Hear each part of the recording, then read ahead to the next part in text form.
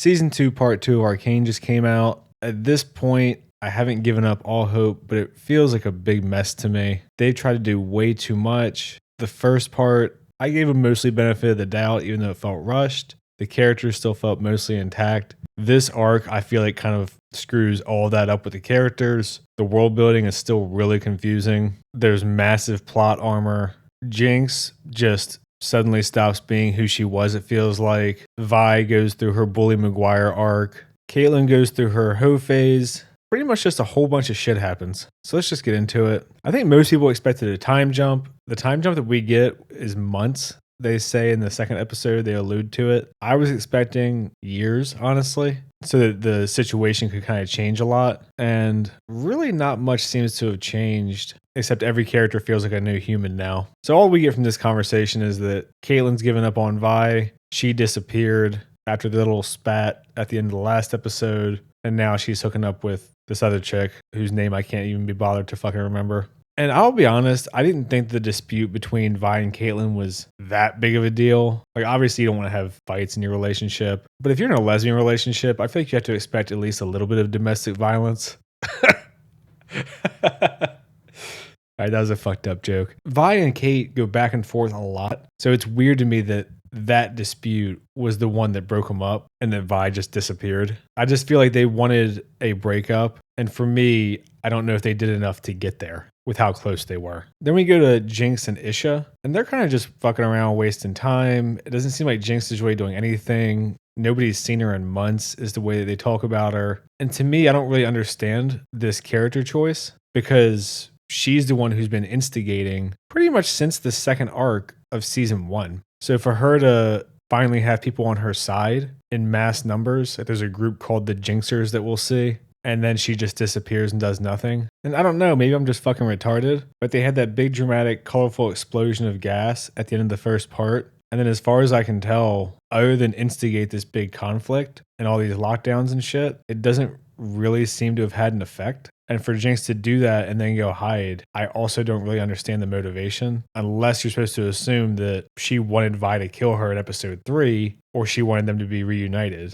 which that didn't seem to be the case. So I guess if you're being super duper charitable, Vi was supposed to kill her, and that was supposed to be what she wanted, and now she's just kind of killing time. I don't really know. It's not clear to me what her motivation is, but there's always a chance I'm just fucking retarded. So then we see Medarda sacrificing people to try to use the gemstones because Jayce and Heimerdinger have disappeared. And I mentioned in my last video that I hoped Heimerdinger had a big part. This arc shits all over that, so there's that. So then we go back. They have super tight security. We see little Aisha on the roof in a hood. People think it's Jinx, and then there's a big kerfuffle. As you'd expect, they all get arrested, and Caitlyn and her new lover figure out pretty much right away it's not actually Jinx. So Medarda and Caitlyn are going back and forth. Medarda's trying to get her to escalate because she's like, oh, we have a trail now. And Caitlyn's like, no, we're not just going to fucking arrest people without a reason. And then she says people always use peace as the justification for violence, which I think is a pretty good line. Those lines where they try to sound philosophical are always really hit and miss because a lot of them are nonsensical as soon as you think about them. But this one I actually like because it's obviously true a lot of the time. Nice little bit of symbolism here with Medarda stoking the flames and also lecturing her about not being able to sleep as long as Jinx is out there and trying to get her riled up. I mean, obviously they still paid attention to detail, the voice acting, animation, all that shit's still great. But the writing for me really was lackluster in this one, or confusing at a minimum. We go over to Sallow and Mel's spy. She tells him that there's a magical healer in the fringes of the fissures, which obviously we know is Victor from the last arc. Savika is still trying to get Jinx back. She wants her to be kind of the symbol of unity for their uprising and says that all the different factions will follow her. And Jinx is like, nah, I'm good. This is really fucking weird to me because Jinx was always a lone wolf, but for her just to kind of go hide, I think is strange and just be unseen. Even when she had wanted posters everywhere, she was still just doing whatever she wanted. Jinx is talking out loud and thinking to herself, and now she says that she has a friend, which I guess is Aisha, which is why she's not doing the revolution. Seems really weak to me, given her character, and that she had Silco, she had his whole group, even though she wasn't friends with them. It wasn't like she was totally alone, and now she's hanging out with this little mute kid, and that's enough to make her completely change. I don't know. It just doesn't really work for me as motivation. We see Caitlyn mourning her mom, Rick just beating up this guy that was part of the incident and trying to get an answer out of him. And he gives up the statue of Vander. It's where their meeting place is going to be. So we go to Savika trying to unite everybody by Vander's statue. We also see that the firelights now with Echo gone are there. Again, that seems like a pretty big leap to me, given that they were pretty isolationist and fighting back against Jinx, kind of just trying to live their lives and taking refugees. So for them to join up for something like this, I don't know how much sense that makes to me. I know they're all part of Zaun, but is that enough? I guess if you want to be charitable, you can say that they're trying to unite now that Pilford is cracking down on them,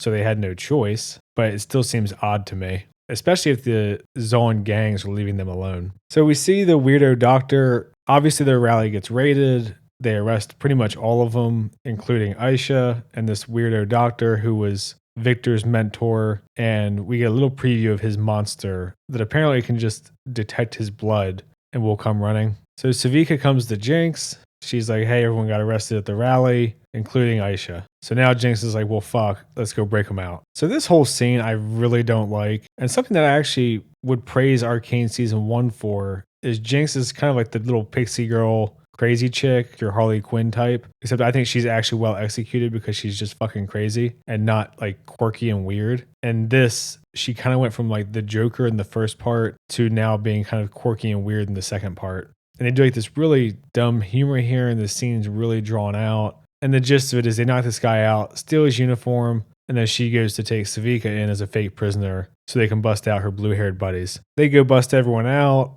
We see Medarda as they're walking in also. She's at the prison, and Jinx is kind of joking about how she's their hero and blah, blah, blah. And they do like the thing where they all walk by and touch her like she's Jesus. This whole thing is just fine, I guess, but it really just feels like they kind of bullshitted their way through here. So we see the monsters show up, and we don't know what happens to Medarda. But what you find out is that she gets pretty fucked up. A lot of her warriors die. Pretty much all the prison guards die. And then somehow Jinx can fight this Warwick thing fucking one-on-one in a tight-ass hallway. A lot of plot armor for Jinx this season, it feels like, or a super-duper upgrade, whichever. So Jinx took Aisha. We can see that she's now in kind of the mom/sister role. And of course, this is when the big monster shows up. So you see the guards were here to come get Jinx and Savika before they could escape. And that's when the monster shows up, and you can see he's just like one-shotting all these enforcers. So Jinx tells Savika to take the girl and run, and calls herself a hero again. I guess if you want to attribute this massive change to anything, it would just be that Aisha saved her in episode 3. Still seems like a pretty big turnaround to me. Only because of the fact that it extends beyond just this girl. She seems much less selfless overall. So pretty much she fights this thing one-on-one, and then before it kills her, luckily we find out that it's Vander reincarnated as this wolf monster thing by the crazy doctor that was Victor's mentor. They say his name in the next episode, Dr. Rectum or some shit. Yeah, this monster recognizes Jinx, and the episode ends. Yeah, so for me, that episode was really weird and really all over the place, and I kind of actually feel like he goes downhill from there. I hope that episode becomes relevant again, because these next two completely ignore all that stuff about the rising up of the Jinxers and blah, blah, blah. So I'm assuming with the way that this one ends, that the last arc is going to be Jinx's following of essentially Zaun versus Medarda and her people. If they don't come back to that, then that was a really wasted episode, and that would really surprise me. So now we get our Vi Bully Maguire arc. She's dyed her hair, she's just getting drunk and fighting, super depressed because her girlfriend beat her ass and then dumped her. So Caitlyn shows up and interrogates the doctor because he just stayed behind, and he essentially tells her, get fucked. And they want to know where the beast went and where Jinx went. Otherwise, they're going to stick him in solitary. It's her and Medarda, so that's what they do. And all this shit with Mel, I'll be honest, I have no fucking clue what's going on. She's trapped in some kind of witch thing. She hallucinates her brother. She thinks there's a puzzle and then figures out that it's just a witch thing. And that's kind of all that happens for her in part 2. No clue what to make of this. No clue what it does to the world building. That you have witches that can possess people literally anywhere in the world. I mean, whatever. Fuck it. I don't know. I really hope all this is building up to them using Jinx's followers for the last arc, because they keep referencing this big event. And as far as I can tell, it's just resulted in military crackdowns. Jinx goes and finds Vi. Vi chokes her and is like, I don't want to see you again. And Jinx is like, I found Vander. So she agrees to go with her. And all of this stuff feels super rushed to me and kind of undeserved again. Like they just reconcile their relationship because of Warwick / Vander monster. And this is something that I pointed out last episode that annoyed me, and it still annoys me here, is Vi says without all your gadgets, you wouldn't last 1 second. But they just had a fight where Jinx didn't have her gadgets. Vi had the gloves and still couldn't fucking beat her until Caitlyn shot a finger off. So she puts him down here. Jinx slaps her in the face and they get into a little tussle. And again, Vi should not be struggling with her. And this is also just so strange to me. They go straight back into like typical sister relationship as if nothing happened. Like Jinx is kind of talking shit about her, making jokes, and they're kind of quipping back and forth. I feel like I could spend less time in Mel hallucination witch world and more time on them actually reconciling. It seems to me like it would have made a lot more sense if Vi was in some kind of dangerous situation and Jinx stepped in to save her and then they talked. And you can see that there's like action along with the words instead of just, oh, hey, I found our dead dad. Okay. And then back to business. So they tussle. Vi accidentally hits Aisha, who jumped in and busted her nose. Little callback to her with powder, I guess. Beyond that, they just kind of move on. Medarda goes to Dr. Rectum, says, you serve me and I get access to your monster. And he explains to her that there's only one and he doesn't have total control over it. He just throws his blood out there and hopes it shows up, which in that case, luckily for Jinx, it did. Otherwise, she'd be in jail right now. We keep getting these little flashes of red from the monster's vision, and we can see it's pursuing wherever it's going, which we know is to his blood or to Jinx. So Caitlyn shows up when Medarda and Dr. Revik meet and says that there was a revered alchemist who got let go because they invented Shimmer. And Caitlyn's like, why'd you do it? And he was working on a cure for death to bring his daughter back to life. Apparently, Warwick is a part of that. And he talks about how good of a place their world would be if there was no fear of death. Again, we go back to this shit with Mel. Honestly, all of this could have been cut from the episode and I would not have given a fuck. She identified the witch and now she's chained up by black magic. They follow this tunnel that they've been following and they find a letter that was supposed to be from Vander to Silco, essentially an apology. And Jinx just gets upset that if Silco had ever gotten that letter, everything might be different. And none of this stuff is like bad necessarily, as much as it all just feels super disjointed. And at this point, with only 2 hours left, I'd be really surprised if they can tie this whole story together in a way that makes sense and is satisfactory. And here's your shot from the preview of Vi fighting Warwick. And eventually she puts the gloves down. Warwick / Vander recognizes her. And we get a little flashback of young Vander and Silco along with Vi's mom, and they're all friends. Vi's mom says that she's pregnant, so they need to fix Zaun or create Zaun. And Vander says that he always had the name Violet. It's a nice little flashback. Not sure how necessary it was or how expeditious they're being with their time, given how breakneck the rest of the story feels. But it's a good little scene. So back in the present, Vi is hugging Vander, and they're all a big happy family again. You know, this really could have been a super nice scene and Powder / Jinx's redemption. She got the family back that she lost and all that kind of thing. But it just feels so haphazardly thrown together and just kind of based on crazy coincidence with Vander being the monster that comes back to life, him running into Jinx, Jinx making up with Vi in like 2 seconds. So when you do it that way, it feels more emotionally manipulative to me than like a good payoff. There you go. And little Aisha joins in. So now she's part of the family too. Kind of the new Powder. So we go to the weird interdimensional place where Jayce has been. No sign of Hyperdinger or Echo. He runs into Sallow, who's grabbing some mystical jug things, and Victor starts talking through him. And pretty much Victor's like, we need to meet up. If you touched the arcane, I shouldn't have left you. And Jayce is like, I can't let you do that. And no one really explains anything. It sort of seems like he thinks the arcane is just infecting everything that it touches. I mean, it's kind of what I'm getting, and especially with the end of episode 6. But some kind of explanation here would have been nice. And you can see he refers to it as a curse. They keep showing his wrist, which is infected. So he seems to view it almost as like a virus. Sallow goes to leave. He says, I can't let you do that, and fucking smashes his head in with a hammer. So I guess Sallow's done. And he's on his way to stop Victor and stop the spread of Arcane and Hextech and everything else, it seems like. And then we come to the final episode of part 2, which is where it's really unclear to me what the fuck is happening. We see from Victor's perspective in this weird nebula arcane thing through Sallow's eyes, Jayce hitting him with a hammer, and then him and Skye talk about how this is a complex singularity like they'd never seen before. And there's a sophisticated conjuration, and there's another will at work within Jayce. Make of all this what you will, I guess. This is like some crazy anime shit where you have a regular story and all of a sudden it just goes fucking wild. And this is how this feels to me. We see Caitlyn and Medarda dueling, talking, just kind of practicing getting stronger because Caitlyn's a long distance fighter and they're going hunting for a beast. And she talks about how sacrifice is necessary and force is necessary, and everything she says is trying to guide Caitlyn toward militarization so she can get control of a bunch of tech and weapons and shit because she's afraid of these witch bitches that we know nothing about. Vi, Jinx, Vander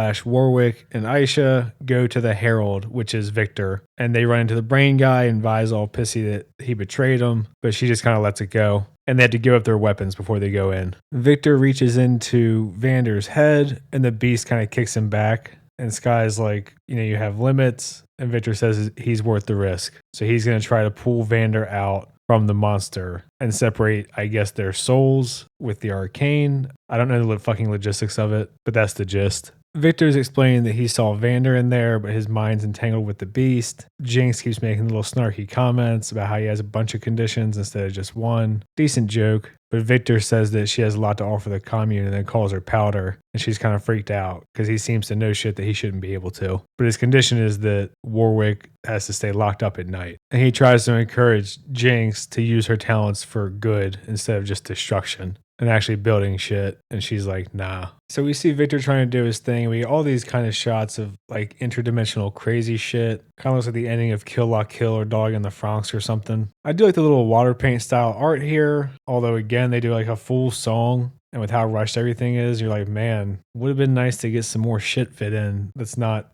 pretty art and music. Looking like a fucking aha video in here. Vi and Jinx talk, and Vi is like, what if we stayed? So now we know she accepts Jinx back as her sister. And meta-wise, we know that this place is fucked because it's only part 2. So this has to be the part that ends on a down note. So Caitlyn shows up with Medarda and all her people. The brain guy says no weapons, and they agree because they want to meet him. But Medarda's issuing orders to Rictus, like, spread this out so as soon as they give us a hard time, we can fucking invade. Dr. Rectum goes in first because he's like, I want to talk to my pupil. And he's like, you realize that every time you do this, you lose a part of yourself. Eventually, you're just going to die. So the doctor's trying to convince Victor to use the Apex specimen because Victor is the Apex result of Hex Tech, and combined, he would never die is what he's kind of implying there. It's an interesting conversation. They talk about fate and science and the purpose of what they're doing. If evolution is fate because it goes in a certain direction inevitably. It's a pretty interesting conversation, but the answer ends up being no from Victor. Get fucked. He's a man. I'm not going to sacrifice him just for the sake of conquest or anything else. Vi is following Dr. Rectum out of the camp when Caitlyn surprise attacks her and is like, you shouldn't be here. And then obviously, really unsurprisingly, they form a little bond, team up with each other to screw over Medarda and the people trying to kill Vander. And I guess Caitlyn's just done with the short blonde-haired chick. So Jayce arrives at the camp. We see Caitlyn give Vi over to Medarda. Obviously a trap. Obviously they teamed up. Jinx is watching what's going on from up high and talking to Aisha and saying that Aisha coming into her life made her see more clearly. And then she's watching Caitlyn and Dr. Rectum. And she puts her little gemstone back in the gun. Seemingly she's going to shoot him if she has to, because they're over there looking at Vander. We get back to Medarda and Vi.